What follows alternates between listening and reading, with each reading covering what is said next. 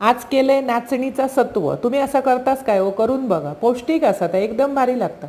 रात्रभर 2 वाटी नाचणी भिजत ठेवले, स्वच्छ धुवून. सकाळी ते मिक्सरच्या भांड्यात घेतलं, 2 वाटी खोबरा घेतलं आणि 4-5 वेलचीची बोंडा घेतलं. मिक्सराक लावून बारीक वाटून ना त्याचो असं रस काढून घेतलं. व्यवस्थित रस काढून घ्यायचो. जाडसर रस येता. 2-3दा पाणी घाला, व्यवस्थित रस काढा, चोतो टाकून द्यावा. 2 वाटी नाचणे त्याका 3 वाटी गूळ घाला. बारीक करून गूळ घालायचो, व्यवस्थित ढवळायचो आणि परत तो गूळ घातल्यावर पण रस गाळून घ्यायचो, म्हणजे किसपाटा आणि असली तर काढून टाकायची. त्याच्यानंतर त्या गॅसवर ठेवायचा पातेला. त्याच्यात घातलं किंचितसा मीठ, बारीक करून काजूगर, ड्रायफ्रूट तुमका होय तितके तुम्ही घालूक शकता. आणि कंटिन्यू ना 10 मिनटं असा ढवळीत रवायचा. अजिबात कढईक लागता कामा नये, म्हणजे करपता नाही.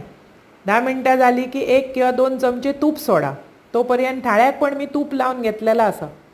पिठल्यासारखे असा जवळ येऊक लागला काय बघायचं. आता कढई सोडतात एका, कढई सोडूक लागली की त्या थाळ्यात ओतायचा, म्हणजे ताटाक काय तुम्ही तूप लावशात त्याच्यात ओतायचं. थंड होऊक द्यायचा जरा. ड्रायफ्रूट तुमका होय तितके घाला, एकदम चविष्ट लागतं. असं करून बघा.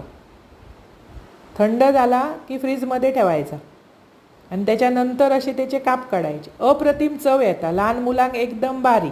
मोठ्याने खाल्ला तरी चालता. असा करा, खावा, आवडताला आणि आवडल्यास पटकन चॅनल सबस्क्राईब करा.